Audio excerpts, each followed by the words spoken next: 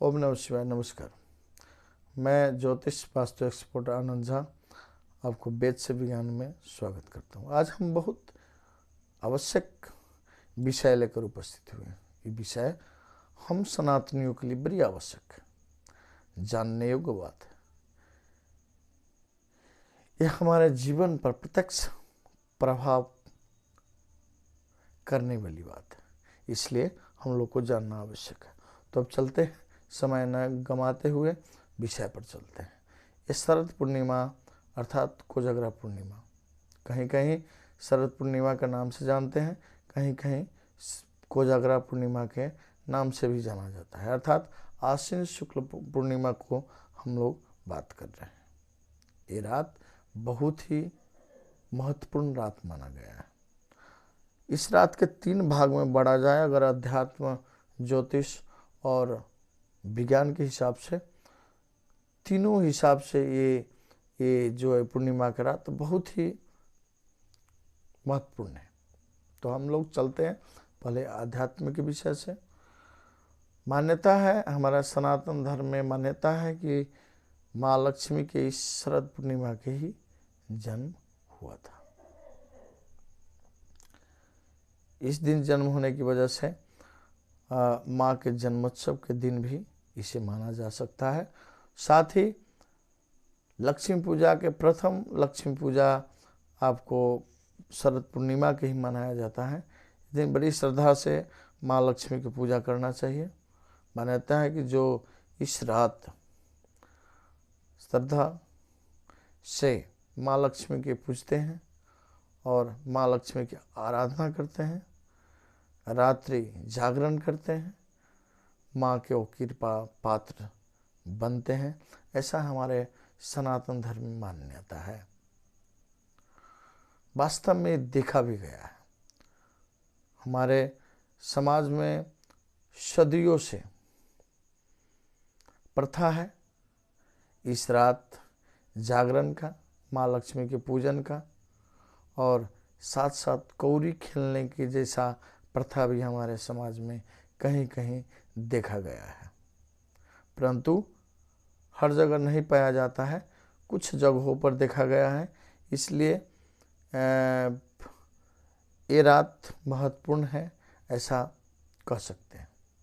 हमारे मिथिला में इस रात जिस लड़का के इस वर्ष अर्थात आश्विन से लेकर आषाढ़ तक जिसे विवाह हुआ है, वैसा नव विवाहित जो लड़का के कोजागरा मनाया जाता है। उस दिन भगवान सत्यनारायण भगवान के पूजा अर्चना इत्यादि और साथ साथ चुमावन होता है। बहुत सारे बुजुर्गों से आशीर्वाद लिया जाता है। साथ साथ पान, मखान, लड्डू, केला इत्यादि के भगवान के भोग लगा करके स्वयं सब लोग प्रसादी खाया करते हैं। ऐसा प्रथा हमारे मिथिला में देखा गया है, औरों जगह भी है, लेकिन मिथिला में विशेष करके इसे मनाया जाता है। ब्राह्मण समुदाय में, भूमिहार समुदाय में विशेष करके इसे देखा गया है। इधर मिथिला में, उत्तरी मिथिला में आपको ब्राह्मण में मात्र देखा गया है, लेकिन दक्षिण में जाकर के भूमिहार के भी ये प्रथा मनाते हुए देखा गया है। इसलिए ये दिन बड़ी महत्वपूर्ण है। मान्यता है कि इस दिन माँ लक्ष्मी और भगवान विष्णु गरुड़ पर सवार होकर के पृथ्वी पर विचरण करते हैं, इसलिए उस रात को जागरण करके माँ की आराधना करना चाहिए, माँ के पूजन करना चाहिए, अर्थात लक्ष्मी माँ के। इसे विशेष लक्ष्मी माँ की विशेष कृपा प्राप्त होता है, विशेष कृपा पात्र बनते हैं जो लोग रात्रि जागरण और माँ की आराधना करते हैं। दूसरी तरफ ज्योतिष के हिसाब से देखा जाए, जिस व्यक्ति की कुंडली में चंद्रमा कमजोर है, जानते हैं कि चंद्रमा मन सो जाता है, जिसके कुंडली में चंद्रमा कमजोर है वो मन से कमजोर है, और जो मन से कमजोर है वो तन से जितना भी बलिष्ठ क्यों न हो, परंतु वो सुखी नहीं हो सकता, खुशी नहीं हो सकता, वो सुखी जीवन यापन नहीं कर सकता, अर्थात वो हमेशा पीड़ित ही अपने आप को महसूस करेगा, हमेशा दुख में ही रहता है। इसलिए सुखी होने के लिए मस्त मन और मस्तिष्क दोनों स्वस्थ होना चाहिए, दोनों अच्छा होना चाहिए, तभी आपको खुशी आप महसूस कर सकते हैं और आपको जो है खुशी मिलेगा। परंतु जिससे चंद्रमा कमज़ोर है वो हमेशा दुखी रहना उसके स्वभाव बन जाता है। तो ऐसे व्यक्तियों के लिए जिससे चंद्रमा, वैसा तो चंद्रमा माँ के कारक है, चंद्रमा नगद पैसा के कारक है, चंद्रमा मन के कारक है, और चंद्रमा कहीं कहीं स्किन के भी कारक देखा गया है। जिसके कुंडली में चंद्रमा कमज़ोर है वो कि माँ से बनाव नहीं होगा या माँ हमेशा दुखी रहती है, और वो व्यक्ति को नगद पैसा के आमदनी में भी समस्या देखा गया है। वो व्यक्ति हमेशा दुखी देखा गया है और हमेशा जो है उसको कोई ना कोई समस्या उसे लगा ही रहता है। अर्थात चंद्रमा कुंडलियों के लिए चंद्रमा के बलिष्ठ होना अति आवश्यक है, और जिसकी कुंडली में चंद्रमा बलिष्ठ नहीं है वो व्यक्ति इस रात्रि में जागरण करे, माँ की आराधना करे और चंद्रमा के प्रकाश में दूध से बना हुआ खीर पूरे रात रख करके सुबह में उस खीर का ग्रहण करें। ग्रहण करने से चंद्रमा बलवान होता है और अपने आप के शरीर चंद्रमा के पूर्ण रूप से प्रकाश जिस जगह पर पड़ता हो उस जगह पर बैठ करके अपने शरीर के चंद्रमा के जो ऊर्जा को ऑब्जर्व कराएं, अर्थात चंद्रमा के प्रकाश में बैठें। उस समय में चंद्रमा के प्रकाश में से जो क्या अध्यात्म के हिसाब से कहा गया है कि उस रात्रि के चंद्रमा के प्रकाश से अमृत के बरसात होता है पृथ्वी पर, इसलिए उस अमृत में बरसात के अपने शरीर में ऑब्जर्व कराएं, अपने शरीर में शोषण कराएं। इससे आपको मन और मस्तिष्क दोनों स्वस्थ और हर्षित मन के प्राप्ति होगा। चंद्रमा कुंडली में अच्छा फल देना शुरू कर देंगे।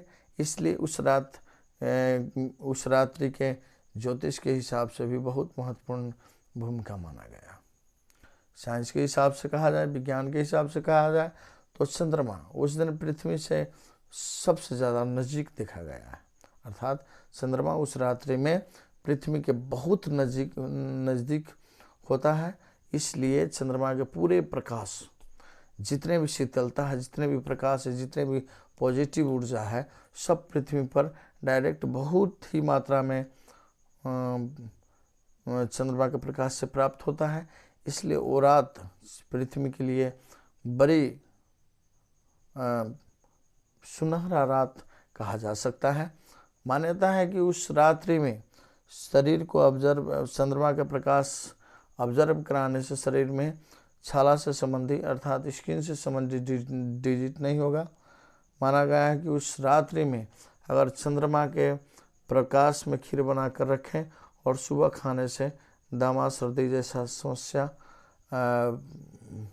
मानसिक जिसे पीड़ा है, मानसिक किस्म से समस्या है, वैसे व्यक्ति को खीर खिलाने से बहुत सारा जो है फल के प्राप्ति होता है, पॉजिटिव फल को प्राप्ति होता है। विभिन्न किस्म के बहुत सारा रोग से भी मुक्ति मिलता है, ऐसे कह के साइंस में कहा गया है।